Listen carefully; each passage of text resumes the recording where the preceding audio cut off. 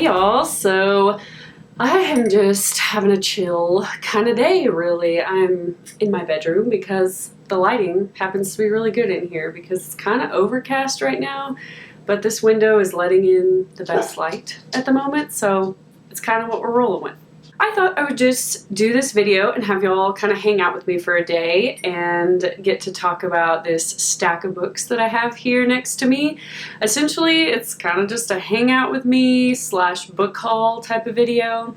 I don't know, I'm kind of trying out a more casual style, kind of like a vlog, but not really. Just, I don't know, I've seen a lot of like booktubers doing this where they don't necessarily call it a vlog, they typically do like daily or weekly videos where you get slight glimpses into like everyday life, but they also talk about books and it's just more casual. It feels like you're kind of with them going throughout their day, so I'm kind of trying that out. Like I've said before, when you're a smaller booktuber, you get to kind of test out different video styles and different ideas, and I'm still learning how to mess with my camera and different shots and all that stuff, you know? So this one's just kind of a casual, laid back, spend the day with me, and I'm going to share with you some of the books that I've acquired recently. By the way, I don't think I've mentioned my coffee in a while. I used to tell y'all what I was drinking all the time, but today I'm drinking the Starbucks Cinnamon Dolce blend.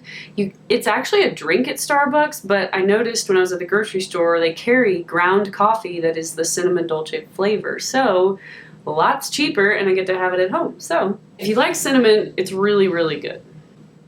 As far as what I'm reading today, I'm still working on The Last House Guest by Megan Miranda. I've mentioned this multiple times, so I won't go too much into it, but still working my way through that one.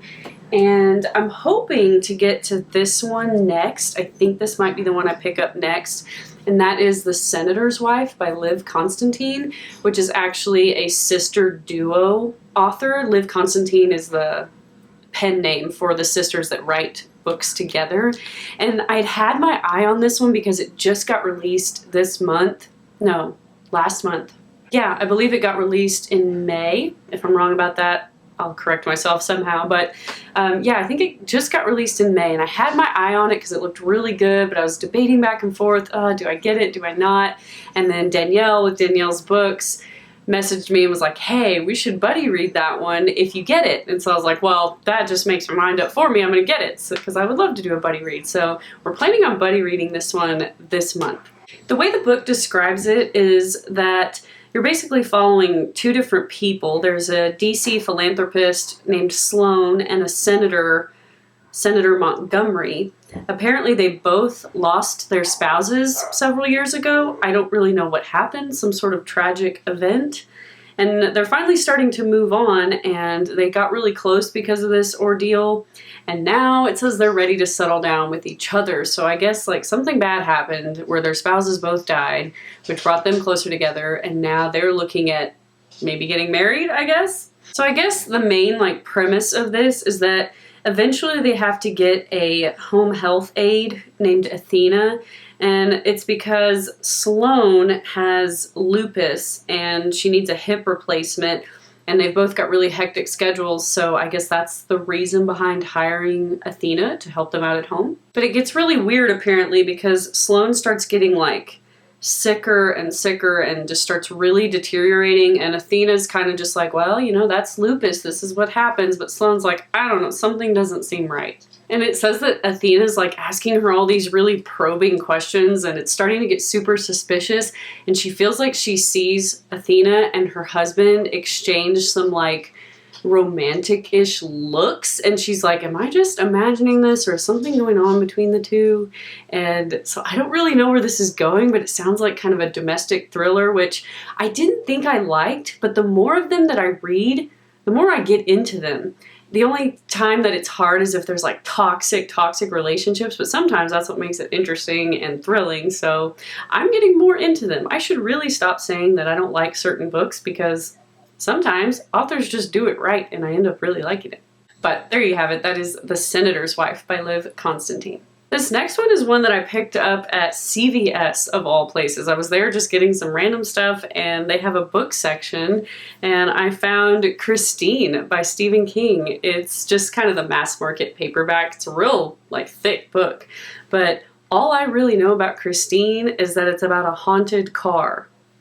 That's all I know. And if anyone can make an entire book out of a haunted car, it would be Stephen King. So I picked this up to add to my Stephen King collection and hopefully get to someday. This next one is kind of interesting. My husband picked it up. He said he was at the mall recently and they had a kiosk and which just loaded with books and it said free books and you could just take them. I suspect he might be birthday shopping for me because my birthday's coming up in July, because I don't know why else he would be at the mall, but that's neither here nor there. He found this book for me and he goes, I don't know what it's, I've never heard of this author, but it seems like something you would like, and that is Self-Defense by Jonathan Kellerman. I've never read this, never heard of this author, but apparently it was published in 1993 or something like that, 1993 or 4, which would have made me 2 or 3 years old. So I definitely wouldn't have known about it back then, but it actually sounds really good. It mainly centers around a psychologist, and she gets called to see this one patient named Lucy, and Lucy went through this, she was a juror on during this trial for a serial killer, and apparently the whole trial was a really traumatic experience for her, because I'd imagine within the trial they have to unpack all the horrors of this serial killer and everything this person did. So she's having a lot of trauma afterwards, and she's having this like reoccurring nightmare of like a child in the woods, and all these like creepy sinister things happen in this dream. And a police detective is the one who refers Lucy to this doctor. He thinks, you know, she might really be able to help you. But the more and more it unravels, the more it seems like Lucy's dream might not be just a dream. It might be some sort of flashback or repressed childhood memory that actually happened, which is crazy. So I love psychological thrillers. I love serial killer tropes. So my husband definitely called it with this one. This sounds like something I could really get into. And we seem to have lost a little bit of our light. Yeah, like I said, it's very overcast today, so bear with me because it just got really dark in here. I think the lighting might be fluctuating as we go along. Just bear with me. Next up, I have a couple of books that my mom picked up for me when she was at Half Price Books recently. She went to Dallas, I think it was, to visit my brother and visited a Half Price Books while she was there. And she texted me a couple of pictures of books and and asked me, hey, would you want these? And of course I said yes, because the first one is The Last Time I Lied by Riley Sager. It looks like it was someone's book of the month at some point. It was a July 2018 book of the month, and this is the only Riley Sager book I haven't read, other than the one that's coming out this month on the 20th. So I really want to get to this one before I read The Only One Left. Is it called The Only One Left? I think something like that. I should know this. I've looked at it a million times. But in any event, I'd like to get to this one before I read that one. All I really know about this one is that it's kind of a summer camp thriller horror trope, which sounds really interesting. I'm a tad nervous because I've heard Nakia with Nakia's Hideaway talking about this one, and she said that it kind of made her uncomfortable. Nakia is a mom and she has a daughter, and so she said as a mom of a daughter, this made me really uncomfortable, and she said it was because there's some sort of relationship between like a 12 or 13-year-old girl and a 19-year-old man. I don't really know how that's going to play out, and Nakia did a good job of not spoiling anything, so that's all I really know. But I don't know, that's like a 6 to 7 year age gap, which my husband and I are 6 or 7 years apart, like more like 7, but we were grown adults when we met, so it's like it's not weird at that point, but when someone is a child and the other one's not, then it's kind of odd. So I don't know. I don't know how that's going to play out. I don't know what role it plays in the story, but I've been told to be kind of wary of that. But a lot of people have said that they really love this, so we'll just have to see what I think.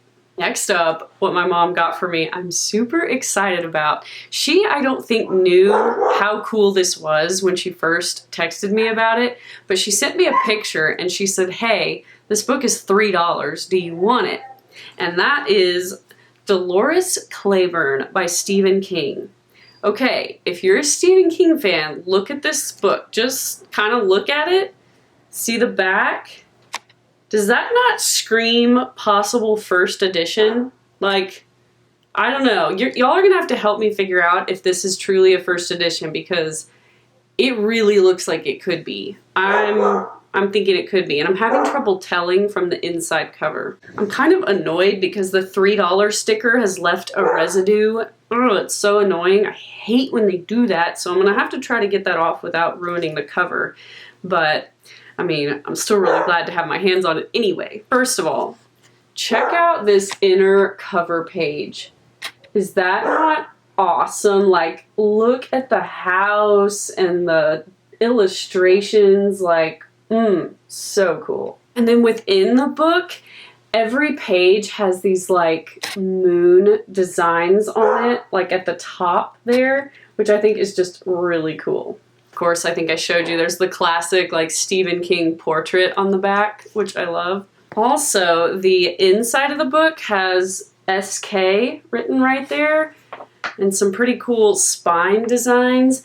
I really think this could be a first edition, and the reason I say that is because when you flip to that inner page, you know, where it says all the copywriting, it does say copyright Stephen King 1993, which doesn't necessarily mean anything, but then it says first published in 1993 by Viking Penguin. So I'm thinking when it says that, when it says something like first published, that it might be a first edition. I don't know if y'all can see that there. I don't know, that's probably way too tiny, but if you're like a Stephen King collector and you think this might be a first edition, let me know. I love it either way. I think it's a really beautiful book and really cool, but if it's a first edition and we got it for $3, I'm super pumped. And I don't really know anything about the story. I just saw it and it looked like a gem, so I told my mom, grab it for $3. Just grab it. But it's also another Stephen King book that I need to get to, so hopefully I enjoy this one. I have about 3 more books to share with you, and the next 2 are actually the ones I picked up in my Book of the Month book box for this month. I don't know why that was so hard for me to say, but the book that I picked for this Book of the Month is Ink, Blood, Sister, Scribe by Emma Tours, I want to say. It's kind of an O that I know has a special pronunciation that I don't really know how to pronounce, but you can see it there, how it is spelled. I picked this one up because my mom also has a Book of the Month subscription that I got her for Mother's Day, and she picked The Wishing Game, which was the other one I kind of had my eye on. But she said, go ahead and get something different, that way we can just share books and switch. So I went ahead and got this one. There was a thriller pick, which you would think would be like my go-to, but the plot just didn't seem like something I was super interested in, so I went with this one. This centers around a family who, for generations, have guarded this collection of ancient and rare books. And these books aren't just rare and ancient, they're a lot of times magical. They help people walk through walls or manipulate the elements. And the whole story is centered around 2 sisters, Joanna and Esther. So I love a good sister trope. I love a good magic book about books. I mean, I'm already just a few sentences into the synopsis and I'm very interested. For some reason, though, these sisters have been separated for many years. One went to a remote base in Antarctica to escape the fate that killed her mother, and Joanna has isolated herself in their family home in Vermont, devoting her life to studying all these cherished books. What happens to kick this book off is their father dies suddenly while reading a book that Joanna's never seen before. So the sisters get back together to try to figure out what happened, why this book killed her father, what's going on, and there's all these like magical secrets that start to come out, and the book alludes to, it says it's kind of similar to like Ninth House, The Magicians, and Practical Magic, all of which sounds awesome. So that's why I picked that one up. It's a little different for me, but also right up my alley, so I'm really looking forward to that one. That is Ink, Blood, Sister, Scribe. Now, because I got my mom a Book of the Month subscription for Mother's Day, I got a free add-on. So I picked up The Silent Patient by Alex Michaelides. I'm gonna go with Michaelides, because I was talking to, I think, Kendall from Bookphoria, and I had mentioned that I'd never read this one, even though I've seen it everywhere and everybody seems to love it. And she was like, Holly, you need to read this. I need you to read this book. So the second I had an opportunity to pick it up, I absolutely did.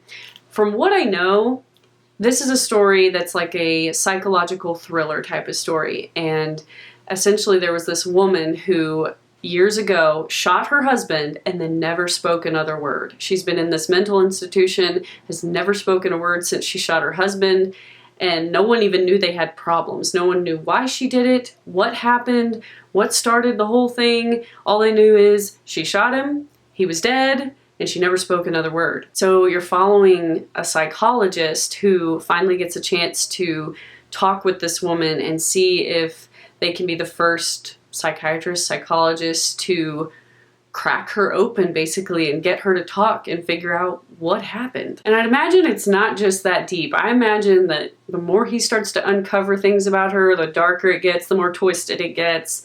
And I bet it's just a wild ride. So I love this. I love this kind of trope. The whole, like, I don't know, what's a good example? Like Silence of the Lambs, where you basically have to talk with this person that's mental basically and try to figure out what happened, but then you end up getting like super absorbed in it and obsessed, and I don't know, it just sounds great. Sounds like it's right up my alley. I'm glad I picked it up. That's The Silent Patient by Alex Michaelides. And lastly, this one was kind of just a random pick for me. It's a nonfiction and it is called The Hard Thing About Hard Things, Building a Business When There Are No Easy Answers by Ben Horowitz. I hope that's how you pronounce his name. He is like one of the most well-known startup entrepreneurs in, I think, Silicon Valley.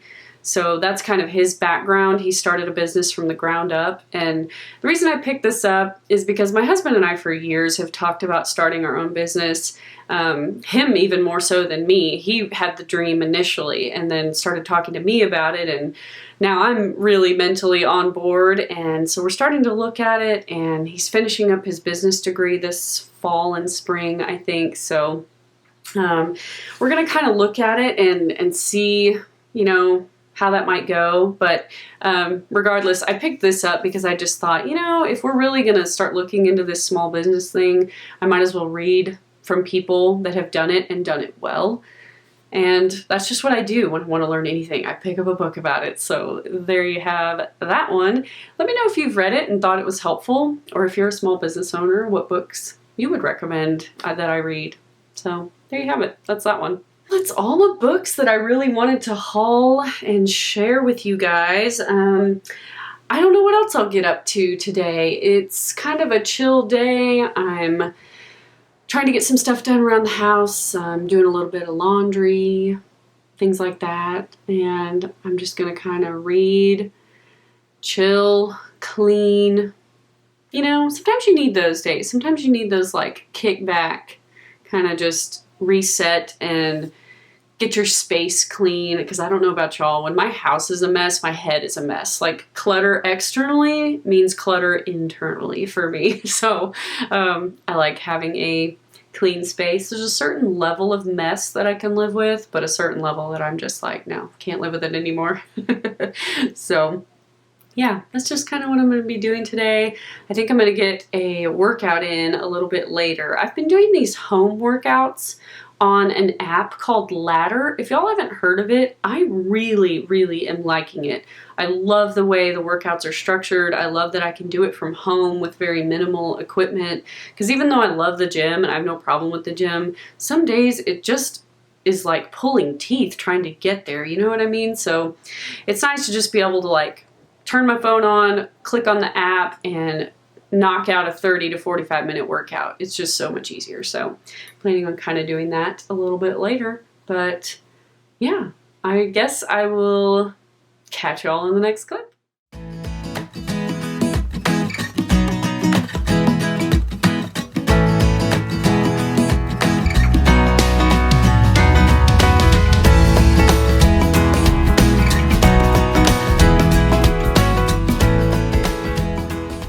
Just finished the workout. I'm dead and I'm out of breath. I'm I'm gonna go shower and see you guys later. Hey y'all, I have showered. I'm all cleaned up after my workout, and now I'm just going to sit down and try to get a little reading done of The Last House Guest by Megan Miranda. And just kind of have a chill evening. I think we're actually going to treat ourselves to some Chipotle tonight because we're both kind of exhausted and have zero desire to cook, and it's semi-healthy-ish, you know. The dogs are eating their dinner. I'm going to settle in, read my book, eat my dinner, and yeah, if I don't update y'all tonight, I probably blah, blah, blah, I can't talk today. I will probably update y'all in the morning and wrap up the day, wrap up the vlog, and yeah, that's about it. My brain's kind of fried. So that's all I got for you. See y'all later.